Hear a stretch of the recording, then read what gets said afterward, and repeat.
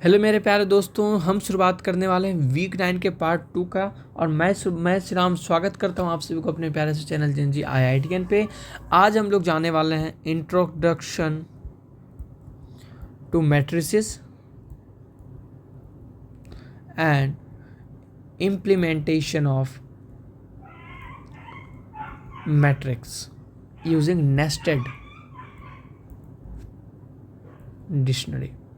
देखिए, मैं ज़रा डिटेल में इसलिए बताऊंगा क्योंकि ज़रूरी है कि आप वीक 9 को अच्छे से पढ़ें, क्योंकि मेरे को पता है जहाँ तक है कि मैक्सिमम बच्चों ने वीक 1-2 पे उतने अच्छे से ध्यान नहीं दिया है। तो अगर आप चाहते हैं कि वीक 9 से आपको वही पकड़ आए, थोड़ा सा दिक्कत तो आएगा क्योंकि जो पहले वाला कॉन्सेप्ट वो जो बीच में यूज़ होने लगा दिक्कत आएगा, लेकिन आप मैनेज कर सकते हैं ना उस पॉइंट को दोबारा से गूगल सर्च करके जिस पॉइंट में अब जैसे आप पढ़ रहे हैं आपको अभी पर कुछ समझ में नहीं आपको, जैसा कि अगर हम लोग बात कर रहे थे कि अगर आपको यहाँ पर नेस्टेड डिक्शनरी समझ में नहीं आया तो ब्लेम करने की जगह कि समझ में नहीं आया, आप ये कर सकते हैं कि आप थोड़ा सा गूगल सर्च कर लीजिए कि नेस्टेड डिक्शनरी क्या होता है, इसके जो बेसिक्स डेफिनेशन क्या है, किस तरह से काम करता है। हो गया ख़त्म। अभी के लिए उतना ही ज़रूरत है, फिर आगे बढ़ेंगे। तो सबसे पहले हम रिकेप करने वाले हैं कि मैट्रिक्स क्या होता है, सब चीज़ के बारे में। ठीक है, तो मैट्रिक्स का डिफिनेशन क्या होता है। तो अब अगर हम बात करते हैं कि किसी भी मैट्रिक्स को हम एक कैपिटल अल्फ़ाबेट या किसी से भी दर्शा सकते हैं, जनरली कैपिटल अल्फ़ाबेट से हम लोग दर्शाते हैं मैट्रिक्स को। तो मैट्रिक्स एक रेक्टेंगुलर एरे होता है जो रोज और कॉलम में अरेंज्ड होता है। सिंपल शब्दों में ये डाटा को रोज और कॉलम के फॉर्मेट में स्टोर करता है एज अ लॉजिकल बिल्डिंग, है ना। आप कंप्यूटेशनल थिंकिंग पढ़ रहे हैं तो आप मैट्रिक्स के याद रखेंगे कि मैट्रिक्स क्या करता है, रो और कॉलम में डाटा को स्टोर करता है। ये डाटा 2-4 भी हो सकता है, यहाँ पे नाम भी हो सकता है, राम श्याम, है कि नहीं। फेसबुक क्या कर रहा होगा, फेसबुक भी राम और श्याम करके सारे यूजर को स्टोर कर रहा होगा अपने एक मैट्रिक्स में। तो यहाँ पे आप समझ सकते हैं कि मैट्रिक्स क्या होता है, जो डाटा को रोज और कॉलम के फॉर्मेट में स्टोर करता हो। जैसे कि एक एक्सेल सीट क्या करता है, एक्सेल सीट भी एक मैट्रिक्स है। एक्सेल सीट का जो बैकएंड है वो एक मैट्रिक्स की तरह काम कर रहा है, क्योंकि कहीं ना कहीं रोज और कॉलम में सारा का सारा डाटा स्टोर कर रहा है। बस फ्रंटेड आपको अलग दिखता है ना, कि आप उसे फॉर्मूला अप्लाई कर सकते हैं, आप अब उसमें बहुत कुछ अब तो कर सकते हैं। अब तो एआई के मदद से है ना, एक्सेल अब अलग लेवल पे चला गया। ठीक है, अब हम देखते हैं कुछ कॉमन टाइप ऑफ मैट्रिक्स जो कि आपको जानना ज़रूरत है। टाइप्स ऑफ मैट्रिसेस में आता हूँ मैं। तो अगर मैं बात करता हूँ टाइप्स ऑफ मैट्रिसेस की, तो यहाँ पर हमारे पास सबसे पहले स्क्वायर मैट्रिसेस है ना। अगर आपको इसका डिफिनेशन याद है तो कमेंट कर सकते हैं। एक मैट्रिक्स जिसमें रोज और कॉलम का नंबर इक्वल होता है। एक मैट्रिक्स जिसमें रोज एंड कॉलम का नंबर इक्वल होता है, जितने रोज उतने कॉलम। ठीक है, तो ये मेरा क्या हो जाएगा, स्क्वायर मैट्रिक्स। और उसके बाद अगर मैं बात करता हूँ, आपको मैं होमवर्क दे रहा हूँ कि आप raw matrix and column matrix का डिफिनेशन आपको कमेंट में लिखना है। मैं जानता हूँ बहुत बच्चे नहीं लिखेंगे, लेकिन कोई बात नहीं, जो लिखेंगे वो बच्चे होंगे जो कि ये दर्शाएंगे कि अभी मेरे को बहुत कुछ करना है। चौथा मेरे पास है जीरो या नल मैट्रिक्स। तो जीरो या नल मैट्रिक्स नाम से पता चल रहा है कि जिसमें सारे के सारे एलिमेंट्स क्या हो जाए, सारे के सारे एलिमेंट जीरो हो जाए। उसके बाद आइडेंटिटी मैट्रिक्स क्या होते हैं। आइडेंटिटी मैट्रिक्स में भी आपके लिए सबसे ज़्यादा इम्पोर्टेंट है। तो आइडेंटिटी मैट्रिक्स ऐसा मैट्रिक्स जिसके हर एक डायगोनल 1-1 हो जाए और बाकी सारे एलिमेंट जीरो हो जाए।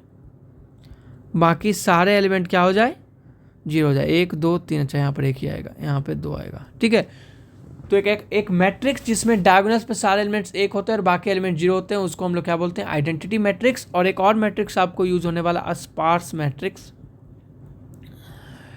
एक मैट्रिक्स जिसमें most of the element zero होते हैं। स्पार्स मैट्रिक्स का यूज़ काफ़ी स्पेसिफिक एप्लीकेशन में होता है, जैसे network graphs, machine learning model, सब में। तो आपको यहाँ देखना है कि मोस्ट ऑफ एलिमेंट यहाँ पे क्या होने वाला है, जीरो होने वाला है, जो कि यूज होने वाला है। आप देखोगे कि ज़्यादा से ज़्यादा यही आपके पास यूज हो रहा है। अब आता है कि हमें मैट्रिसेस का यूज ही क्यों करता है। मैट्रिसेस का यूज़ बहुत सारे रियल वर्ल्ड एप्लीकेशन में होता है, जैसे कि कंप्यूटर ग्राफिक्स। अब ग्राफिक्स ट्रांसफॉर्मेशन के लिए जैसे रोटेशन, स्केलिंग, ट्रांसलेशन, ये सब के लिए असल में मैट्रिसेस का यूज़ करते हैं। जब हम मशीन लर्निंग पढ़ रहे होते हैं तो डाटा रिप्रेजेंटेशन, ट्रांसफॉर्मेशन और लीनियर अलजेब्रिक ऑपरेशंस के लिए भी हम लोग मैट्रिसेस का इस्तेमाल करते हैं। And same when we are studying about the physics simulation, matrices का use particle motion, force calculation और कोलिजन डायरेक्शन डिटेक्शन के लिए होता है। तो ये एक वाइडली एक्सेप्टेड बहुत ही फेमस टूल है ना, लॉजिक बिल्ड करने के लिए। अब अगर हम बात करते हैं implementing matrices using nested dictionary, जो कि यहाँ का जो सबसे न्यू टॉपिक होने वाला है और टफ भी होने वाला है। अब सवाल ये उठा है कि प्रोग्रामिंग में हम मैट्रिसेस को कैसे रिप्रेजेंट करें।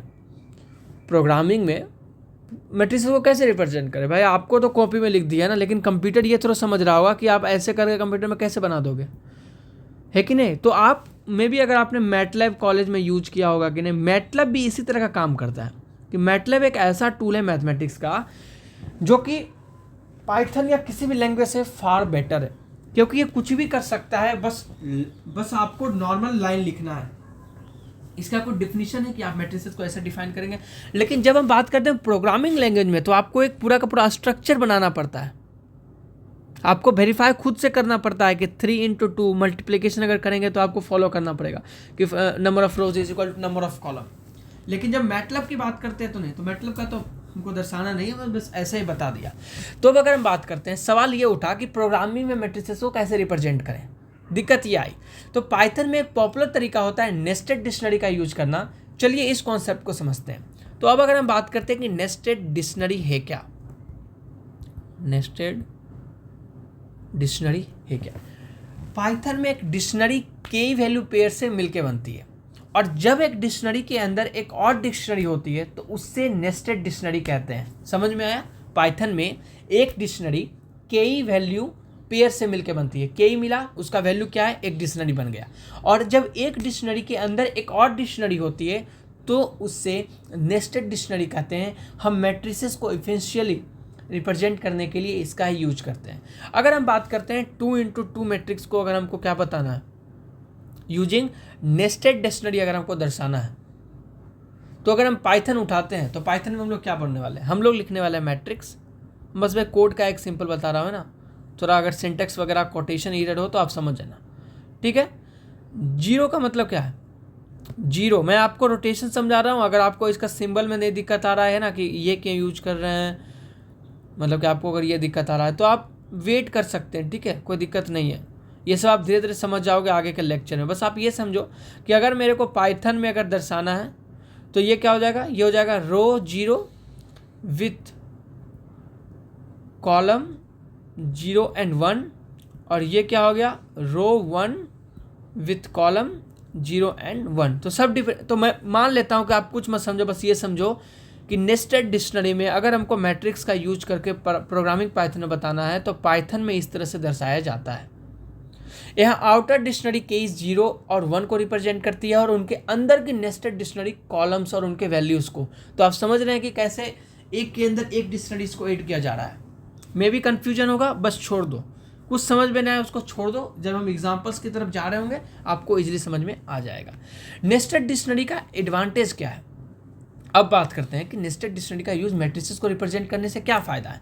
सबसे पहले memory efficiency for sparse matrices, ठीक है। तो मैं एक नोट्स प्रोवाइड करवा दूंगा आपको, है ना, पहले आप बस खुद से नोट्स बनाने का ट्राई करो, ठीक है, ताकि आपको कुछ समझ में आए। मेमोरी एफिशिएंसी, जैसा मैंने पहले बताया स्पार्स मैट्रिसेस में काफ़ी एलिमेंट 0 होते हैं, तो नेस्टेड डिक्शनरी का यूज करके हम सिर्फ नॉन जीरो एलिमेंट्स को स्टोर करते हैं, जिससे काफ़ी मेमोरी सेव होती है। इसका मतलब आपको सिर्फ उन्हीं एलिमेंट्स के लिए मेमोरी एलोकेट करनी है जो एक्चुअल में नॉन जीरो है। ऐसे आपको हर एक मैट्रिसेस को डिफाइन करना पड़ेगा और जीरो को भी एक स्टोर करना पड़ेगा। लेकिन हमको अगर स्टोर को बताना है, हमको मेमोरी एफिशिएंसी रखना है, क्योंकि जितना कम डाटा हम स्टोर करेंगे उतना ज़्यादा फास्ट मेरा लॉजिक चलने वाला है, उतना ज़्यादा फास्ट मेरा एल्गोरिथम चलने वाला है। डायनेमिक मैट्रिक्स साइज, अगर हम मैट्रिक्स का साइज डायनेमिकली चेंज करना हो, नेस्टेड डिक्शनरी को मॉडिफाई करना बहुत आसान होता है। नए रोज या कॉलम को ऐड करने के लिए बस एक नया की वैल्यू पेयर ऐड करना होता है, बस ऐसा एक और ऐड कर देंगे कि raw 2 with column 0 and 1।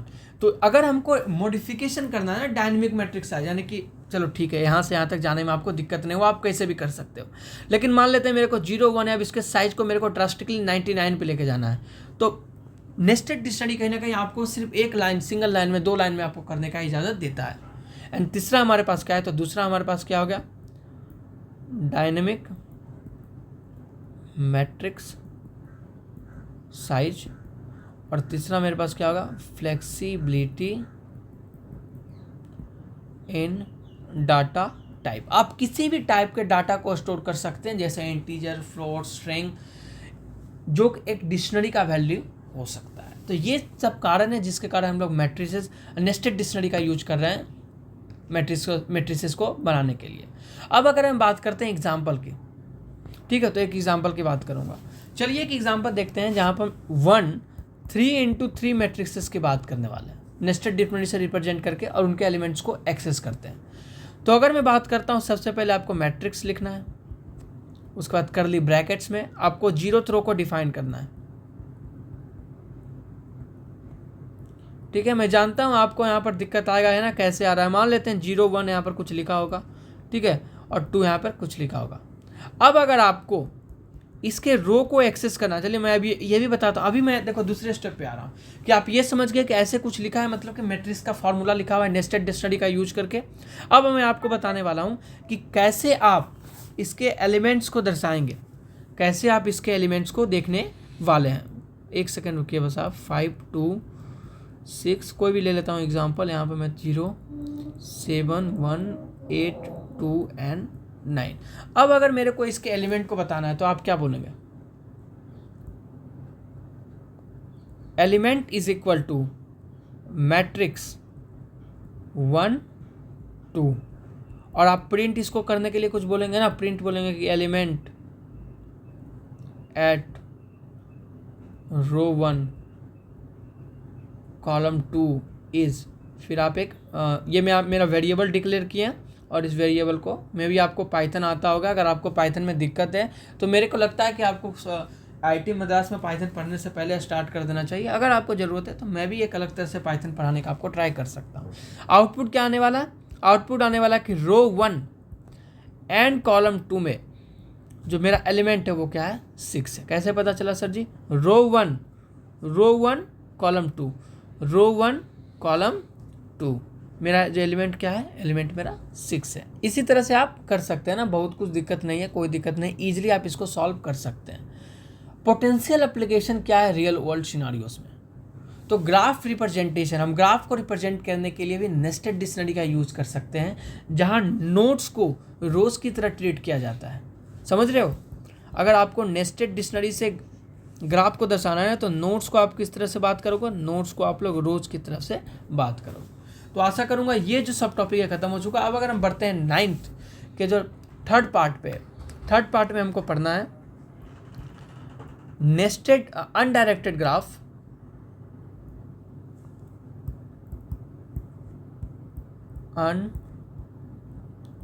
Undirected graphs and clicks. Okay दोस्तों, अब हम थोड़ा पढ़ते हैं, अंडरस्टैंडिंग हमको करना है किसके बारे में? अनडायरेक्टेड ग्राफ्स के बारे में एंड क्लिक्स के बारे में। ठीक है, तो अगर मैं बात करता हूँ अनडायरेक्टेड ग्राफ, तो वो तो मैंने आपको बता दिया कि अनडायरेक्टेड ग्राफ एक ऐसा ग्राफ होता है जहाँ एजेस का कोई स्पेसिफिक डायरेक्शन नहीं होता है। मतलब अगर एक एज नोड ए से नोड बी तक है तो आप उस एज को बी से ए भी ट्रेवल कर सकते हैं, यानी कि कहीं ना कहीं 2 वे स्ट्रीट, जो मैंने आपको एग्जाम्पल दिया था फर्स्ट लेक्चर में, तो आपको उससे मैच करना है। आप इसको इस तरह से विजुलाइज करो कि एक ऐसे एक मैप की तरह ऐसे विजुलाइज करो कि एक गली है जो दोनों डायरेक्शन में चलती है। जैसे एक रेड नेटवर्क है, हर रोड एक 2 वे रोड है जहां दोनों डायरेक्शन में ट्रैफिक जा सकते हैं। इस तरह के जितने भी ग्राफ है कि आपने फ्रेंड बनाया, आपने एक रिलेशन डिफाइन किया, तो ऑटोमेटिकली बोथ रिलेशन वेरीफाई हो रहा है कि आप ए का बी फ्रेंड, अगर आप फेसबुक पर फ्रेंड रिक्वेस्ट भेजते हैं, एक्सेप्ट हो गया, तो आप ये थोड़ा बोलेंगे कि आपने भेजा है तो आपने भेजा है तो आप सिर्फ इसके दोस्त हैं। बी भी बोल सकता है कि आपका ए दोस्त है। लेकिन अगर हम बात करते हैं ट्विटर पे, तो अगर आप ए हैं और बी को फॉलो करते हैं तो ज़रूरी नहीं है कि बी आपको फॉलो करे, तो ये 1 वे है। ठीक है, एक सिंपल और एग्जांपल समझाता हूँ। मान लीजिए आपके पास 3 दोस्त हैं, ए बी और सी। ठीक है, ए और बी फ्रेंड्स हैं, बी और सी फ्रेंड्स हैं, और ए और सी भी फ्रेंड्स हैं। हम इस रिलेशन को एक अनडायरेक्टेड ग्राफ की तरह रिप्रेजेंट कर सकते हैं जहां नोड ए बी और सी हैं। तो अगर हम बात करते हैं कि अनडायरेक्टेड ग्राफ कैसे आप दर्शाएंगे, अभी मैंने आपको बताया था कि ए क्या है? ए बी का दोस्त है। तो अगर ए बी का दोस्त है, अगर ए बी का दोस्त है तो ए और बी के बीच में एक ए जाएगा, ठीक है। दूसरा हम क्या बोल रहे हैं, हम दूसरा बोल रहे हैं ए और सी भी फ्रेंड्स हैं, यानी ए और सी भी फ्रेंड्स हैं, दूसरा ये बोल रहे हैं, ठीक है। और तीसरा हम क्या बोल रहे हैं, 1 सेकेंड, ए और बी फ्रेंड्स है, बी और सी भी फ्रेंड्स है, ओके, बी और सी भी फ्रेंड्स हैं और ए और सी भी फ्रेंड्स है। तो बी और सी फ्रेंड्स को, बी और सी को रिलेट करने का क्या तरीका है कि ये और दूसरा ये। तो ये मेरा एक कहीं ना कहीं अनडायरेक्टेड ग्राफ बन गया ABC। इस ग्राफ में सभी नोड्स के बीच एज हैं जो दोस्ती को शो करते हैं, क्योंकि ये एक अनडायरेक्टेड ग्राफ है, रिलेशन दोनों डायरेक्शन में सेम है। ए बी का दोस्त है, बी ए का दोस्त है, ए सी का दोस्त है, सी ए का दोस्त है। मे भी थोड़ा सा कन्फ्यूजन हो रहा होगा, आगे बढ़ूंगा पूरी तरह से कन्फ्यूजन क्लियर कर दूंगा। अब अगर मैं बात करता हूँ कि इसका इंपॉर्टेंस क्या है, तो मैं पहले बता चुका हूँ कि इंपॉर्टेंस इसका सबसे पहले सोशल नेटवर्किंग साइट पे है। दूसरा अगर मैं बात करता हूँ कि बायोलॉजिकल नेटवर्क्स अगर मैं बात करता हूँ तो ये भी कहीं ना कहीं अनडायरेक्टेड ग्राफ को फॉलो करती है। बायो इन्फॉर्मेटिक्स में अनडायरेक्टेड ग्राफ का यूज प्रोटीन्स के इंटरेक्शन को रिप्रेजेंट करने के लिए होता है। अगर दो प्रोटीन इंटरेक्ट करते हैं तो उनके बीच एक अनडायरेक्टेड एज होता है।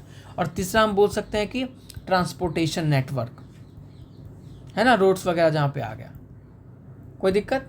अब हम आगे बढ़ते हैं अपने नेक्स्ट टॉपिक पे, जहाँ हम लोग पढ़ने वाले हैं क्लिक्स इन अनडायरेक्टेड ग्राफ। ये मेरे को लग सकता है कि थोड़ा सा आपके लिए न्यू हो, तो आप एकदम आराम से पढ़िएगा, क्लिक्स इन अनडायरेक्टेड ग्राफ। नोट्स बनाते रहिएगा जैसे जैसे मैं बोल रहा हूँ। अगर मैं कुछ चीज़ को गलत तरह से रिपीट कर रहा हूँ तो आप उस पर थोड़ा सा समय देकर उसको समझने की कोशिश करें। अब बात करते हैं एक इम्पोर्टेंट कॉन्सेप्ट की, जो है क्लिक। सबसे पहले जानेंगे क्लिक्स क्या होता है। तो क्लिक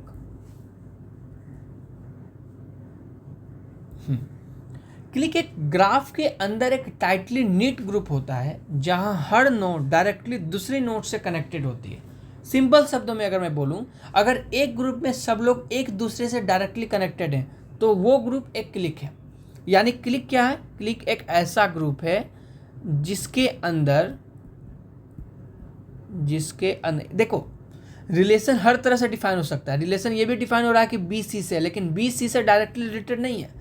यहाँ पे बात क्या है कि एक ऐसा ग्रुप जिसके अंदर हर नोड एक दूसरे से डायरेक्टली अटैच्ड हो, एक दूसरे से डायरेक्टली लिंक्ड हो। अगर ऐसा है तो इसको हम लोग क्या बोलने वाले हैं, इसको हम लोग क्लिक बोलने वाले हैं। चलिए एक एग्जांपल से समझते हैं इसको, कि आपके पास फ्रेंड है A B C D E, जहाँ पर ए बी सी खुद के फ्रेंड है और डी ई ए के फ्रेंड है। तो अगर मैं बात करता हूँ ए बी और सी, तो ये कहीं ना कहीं एक क्या बना रहा है, एक क्लिक बना रहा है कि एक ऐसा ग्रुप है जिसमें एक दूसरे से सभी रिलेटेड है। तो अगर हम बोलते हैं कि ये एक 3 नोड का क्लिक है, ये क्या है, 3 नोड क्लिक। इसको कैसे दर्शाना है कि एक ऐसा क्लिक है जिसमें कि 3 नोड आपस में एक दूसरे से रिलेटेड है। डी और ई इस क्लिक का पार्ट नहीं है क्योंकि वो बी या सी से डायरेक्ट फ्रेंड नहीं है। तो आप देखोगे कि अगर हम पूछे कि क्या ए बी सी डी एक क्लिक बना रहा है, नहीं, ए बी सी डी एक क्लिक नहीं बना रहा है, ठीक है। अब क्लिक का इंपॉर्टेंस क्या है, तो क्लिक का इंपॉर्टेंस हमारे पास सोशल इंपॉर्टेंस की अगर बात करता हूं मैं, तो इंपॉर्टेंस के लिए मैं बात कर सकता हूं कि मेरे पास पहला इंपॉर्टेंस कहा जाता है सोशल नेटवर्क एनालिसिस, ठीक है, एंड दूसरा मेरे पास बायो इन्फॉर्मेटिक्स, मैं सबको डिटेल में बताने वाला हूँ, और तीसरा कंप्यूटर नेटवर्क्स, ठीक है। तो सोशल नेटवर्क एनालिसिस की बात करता हूँ, तो सोशल नेटवर्क्स में क्लिक्स का यूज कम्युनिटीज़ को आइडेंटिफाई करने के लिए होता है। जैसे एक ग्रुप्स ऑफ फ्रेंड जो हर एक दूसरे को जानते हैं वो एक क्लिक बनाएंगे। ये कंपनीज के लिए काफ़ी यूजफुल होता है जब वो अपने यूज़र के बिहेवियर को एनालाइज करते हैं। जब हमको कम्युनिटी आइडेंटिफाई करना है तो हम कैसे देखेंगे, है ना, हम ये देखेंगे कि सब एक दूसरे से अटैच हो रहा है, यानी ये कम्युनिटी फॉर्म कर रहा है। बायो इन्फॉर्मेटिक्स नेटवर्क में क्लिक्स का यूज सिमिलर फंक्शन परफॉर्म करने वाले प्रोटीन्स के ग्रुप को आइडेंटिफाई करने के लिए होता है। कैसे पता चलेगा कि ये प्रोटीन दोनों के दोनों किसी एक स्पेसिफिक काम को कर रहे हैं, तो हम सबके एनालाइज करने वाले और सबको ग्रुप कर देंगे। कंप्यूटर नेटवर्क में क्लिक का यूज़ काफ़ी रियलेबल सब नेटवर्क्स को आइडेंटिफाई करने के लिए होता है, जहाँ हर कंप्यूटर एक दूसरे से डायरेक्टली कनेक्टेड है। जब आप एक कॉलेज के लैब जाते हो ना, अब जैसे मैं अपने कॉलेज का लेव लेता हूँ, तो मेरे कॉलेज के लेव में है कि सिर्फ और सिर्फ वही वेबसाइट खुलेगा जो उन्होंने एक्सेस किया, और सब चीज़ लिंक्ड है एक दूसरे से, यानी आप वहाँ पर उसके वेबसाइट को ऑफिशियल खोल सकते हैं और किसी भी तरह के एक्सटर्नल थर्ड पार्टी वेबसाइट्स को या नई नेटवर्क को एक्सेस नहीं कर सकते। उसने अपने नेटवर्क को क्या किया, डायरेक्टली लिंक किया है पीसी से और उसको रिस्ट्रिक्ट कर दिया है प्राइवेट नेटवर्क की तरह। तो अब मैं बात करता हूँ एल्गोरिथम क्या है। ये 3 था, इसलिए आपने क्लिक्स पता कर लिया, लेकिन मे बी जब बड़े बड़े ग्रुप्स बने तो आप कैसे क्लिक्स को फाइंड करेंगे। एल्गोरिथम टू फाइंड क्लिक्स क्या है, एल्गोरिथम टू फाइंड क्लिक्स क्या है। तो क्लिक्स को आइडेंटिफाई करने के लिए हम काफ़ी एल्गोरिथम का यूज करते हैं। जैसे सबसे पहले हमारे पास है ब्रेथ फर्स्ट सर्च, इसको हम लोग BFS भी बोलते हैं, ठीक है। अब अगर मैं बात करता हूँ BFS एल्गोरिथम का यूज ग्राफ को लेयर बाय लेयर ट्रैवर्स करने के लिए होता है। ये एल्गोरिथम क्लिक्स को आइडेंटिफाई करने में मदद करता है जब हमें एक नोड से स्टार्ट करके उसके सारे नेबर्स को चेक करना होता है। नहीं समझ में आया, इजी समझाता हूँ। BFS एल्गोरिथम का यूज ग्राफ को लेयर बाय लेयर ट्रैवर्स करने के लिए होता है। तो आपको क्या याद रखना है, use to layer by layer graph को ट्रैवर्स करने के लिए होता है। ये एल्गोरिथम क्लिक्स को आइडेंटिफाई करने में मदद करता है जब हमें एक नोड से स्टार्ट करके उसके सारे नेबर्स को चेक करना होता है। तब हम लोग क्या करने वाले हैं, BFS। सब समझ में आ जाएगा कब कैसे यूज करना है। अभी बस आप ये समझो कि थ्योरी क्या है।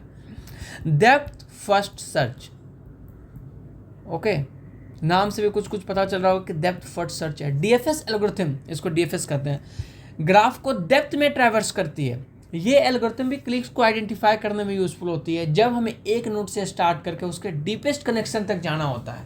जब हमको नेवर को चेक करना है तो हम BFS का यूज करेंगे, जब हमको डीपेस्ट को चेक करना है तो हम लोग DFS का यूज करने वाले हैं, ठीक है। तो यहाँ पर क्या बोलूँगा, DFS एल्गोरिथम डेप्थ, देखो मैं लॉजिक में बस लिख रहा हूँ डिफिनेशन है, ट्रैवर्स करती है। ये एल्गोरिथम भी कॉलिक्स को आइडेंटिफाई करने में यूजफुल होती है जब हमें एक नोड से स्टार्ट करके उसके डीपेस्ट कनेक्शन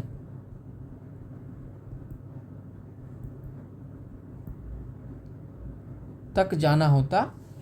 अब अगर मैं बात करता हूँ, एक अनडायरेक्टेड ग्राफ आपको दे दिया गया, तो एक एग्जाम्पल प्रॉब्लम देखते हैं जहाँ हम एक अनडायरेक्टेड ग्राफ से क्लिक्स को फाइंड करते हैं। देखो अब इस तरह का चीज़ मैं आपको कैसे बताऊँ कि इसके लिए बहुत ज़रूरी है कि मैं स्क्रीन पे जाकर आपको पाइथन से समझाऊँ कि कैसे फाइंड करते हैं। लेकिन मैं आपको एग्जांपल देता हूँ। मैं ना ऐसा करूँगा कि वीक 9 वीक 10 खत्म करूँगा, इसके बाद इसके जितने भी प्रोग्राम्स होंगे या जितने भी एल्गोरिथम होंगे जिसको आप सिर्फ और सिर्फ स्क्रीन से समझ सकते हैं, प्रैक्टिकल देखकर समझ सकते हैं, उसको मैं एक डेडिकेटेड वीडियो बना दूंगा, ठीक है। अभी के लिए आप ये समझो कि अगर मेरे को करना है तो मेरे पास एक ग्राफ है, ठीक है। तो ग्राफ हम दर्शा देंगे कि A मेरा पास कुछ हो जाएगा, है ना, B C D, फिर मेरे पास B कुछ हो जाएगा, C कुछ हो जाएगा, D कुछ हो जाएगा, ठीक है। जिस तरह से रिलेट करना है ना कि A जो है B C D से रिलेटेड है, A C A B A E and D। तो अगर मेरे को फंक्शन डिफाइन करना है to find all the 3 mode clicks, तो आप सिंपल क्या लिखने वाले हो, डिफाइन फाइंड क्लिक्स। ग्राफ में आपको क्या पता करना है, ग्राफ में आपको क्लिक्स फाइंड करना है। जहाँ पे क्लिक्स क्या है, क्लिक्स एक एम्प्टी लिस्ट है, ठीक है। And for notes in graph एक लंबा चौड़ा कम से कम 8 लाइन का कोड आपको लिखना होगा। उसके बाद डायरेक्टली आपको आउटपुट करना, वो बता देगा कि 3 नोट्स क्लिक कौन से हैं ग्राफ में। कोई दिक्कत, ईजिली आप कर सकते हैं, ठीक है। प्रैक्टिकल एप्लीकेशन क्या है, तो कम्युनिटीज़ डिटेक्ट करने के लिए सोशल नेटवर्क में हम लोग किसका यूज करते हैं, हम लोग क्लिक्स को फाइंड करते हैं ना, कम्युनिटीज़ अगर हमको आइडेंटिफाई करना है। अगर मैं मान लेता हूँ एक सोशल मीडिया कंपनी के लिए काम करते हैं, आपको यूज़र के ग्रुप या कम्युनिटीज़ आइडेंटिफाई करना है जहाँ लोग सब एक दूसरे को डायरेक्टली जानते हैं। आप इस प्रॉब्लम को ग्राफ में क्लिक फाइंडिंग प्रॉब्लम की तरह रिप्रेजेंट कर सकते हैं। कैसे करेंगे? ग्राफ को रिप्रेजेंट करके और फिर क्लिक्स को फाइंड करके आप उन ग्रुप्स को आइडेंटिफाई कर सकते हैं जहां हाई इंटरेक्शन होती है। ये एनालिसिस मार्केटिंग स्ट्रेटेजी डिसाइड करने, प्रोडक्ट रिकमेंडेशन और इवन मिस इन्फॉर्मेशन डिटेक्ट करने के लिए यूजफुल होता है। और इसका गलत भी इस्तेमाल होता है कि अगर आपको एक कम्युनिटी मिल गया जो कि सेम माइंडेड है, तो कहीं ना किसी भी चीज़ को अगर आप गलत भी प्रोपोगेट कर दें तो वो भी प्रोपोगेट हो जाता है। तो इसका एक राइट अप्रोच भी है, एक ब्लॉक अप्रोच भी है। तो जब हम बात करते हैं PR team, social networking team, तो ये सारे चीज़ ये करती है यार, है ना। आपको नहीं पता कि आपके पीछे क्या क्या हो रहा है, कौन एक्टर क्या कर रहा है, ट्विटर पे कुछ भी ट्रेंड कर जाता है ना, सब उसके पीछे टीम बैठा हुआ है एनालाइज करने के लिए। तो आज के सेशन में हमने क्या देखा? आज के सेशन में हमने सबसे मैट्रिसेस के बारे में पढ़ा, इंप्लीमेंट कैसे करना है, नेस्टेड डिक्शनरी उसके बारे में पढ़ा, और फिर अनडायरेक्टेड ग्राफ्स क्या होते हैं वहाँ जाना, उनका यूज़ कहाँ कहाँ होता है। फिर हमने क्लिक्स को आइडेंटिफाई करने के लिए या क्लिक्स को जाना कि उसको आइडेंटिफाई करने BFS एंड DFS एल्गोरिथम हमारे पास है, और उनके रियल वर्ल्ड एप्लीकेशन भी डिस्कस किया। आशा करूंगा ये वीडियो आपके लिए हेल्पफुल होगा। हमारे चैनल को सब्सक्राइब जरूर कीजिएगा। आपके सपोर्ट से मैं हूं, और मेरे सपोर्ट के कारण मैं चाहूँगा कि मेरे वर्क के कारण आप लोग का इंटर्न बहुत ही अच्छा जाए। Thank you for watching. मिलते हैं नेक्स्ट वीडियो में एक नए टॉपिक के साथ। तब तक के लिए keep learning and stay curious.